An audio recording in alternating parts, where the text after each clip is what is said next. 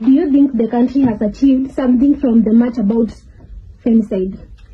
Well, I'll say they did achieve, but not much, because I would suggest instead of just doing the marches in streets in town, you only get the people who are aware of what they are doing. But if this was organized in universities, in the colleges, where they have hostels, or like somewhere like University of Nairobi, I would have gone and called all those girls and talked to them, create awareness, that would have had more impact rather than just going to the street. Because once you go to the street, yes, you do it for the media and everything else, but you don't really communicate much. The best way is to interact with those girls.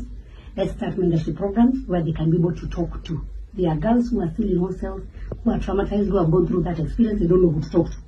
But if you give them a chance, where they can have even forums, where they can have people come to talk to them, have counseling centers where they can go openly discuss what they go through in college and maybe why they are led to such situations.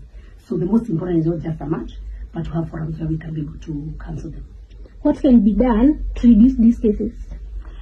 Counseling, mentorship, and girls accepting that you cannot start from top.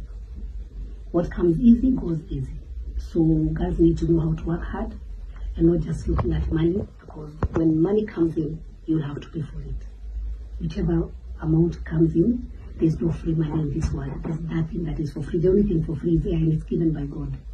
So if you want free rides, you want free money, you'll have to pay for it finally. So the best thing is for the girls to know that you must work hard. Wake up, work hard. If you're in school, complete your school, look for a job, but don't expect that men will be giving you money and then you get it for free. It will not happen.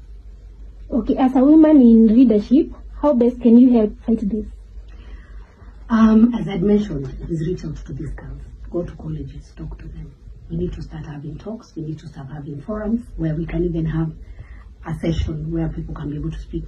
Currently, I'm holding something called Generation G that we normally meet on Saturday afternoons, but on a chat setup where we allow the young people to ask me as many questions as they can.